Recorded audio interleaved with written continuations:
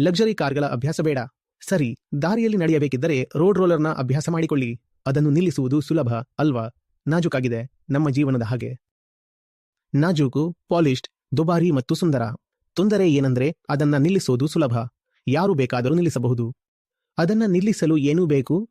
ಯಾರಾದರೂ ಒಂದು ಸಣ್ಣ ಕಲ್ಲು ಮುಂದೆ ಇಟ್ಟರೂ ಸಾಕು, ಅದು ನಿಂತು ಬಿಡುತ್ತೆ. ನಮ್ಮ ಜೀವನಗಳು ನಿಂತು ಹೋಗುತ್ತವೆ. ರೋಡ್ ರೋಲರ್ ಬೇಕು. ಯಾರಾದರೂ ಏನಾದರೂ ಮುಂದೆ ಇಟ್ಟರೆ ಮುರಿದು ಬಿಡಿ. ಮತ್ತು ಅಡಚಣೆ ನಿಲ್ಲುತ್ತಿಲ್ಲ ಅಂದರೆ ಇನ್ನು ಮುಂದೆ ಹೋಗಿ ಟ್ಯಾಂಕ್ ತಗೊಂಡು ಏರಿ ಬಿಡಿ. ಹೆಚ್ಚು ತೊಂದರೆ ಕೊಟ್ಟರೆ ಧೈ ಇಷ್ಟೇ, ಯಾರೂ ನಮಗೆ ಸುಂದರವಾಗಿದೆ ಅಂತ ಹೇಳಲ್ಲ.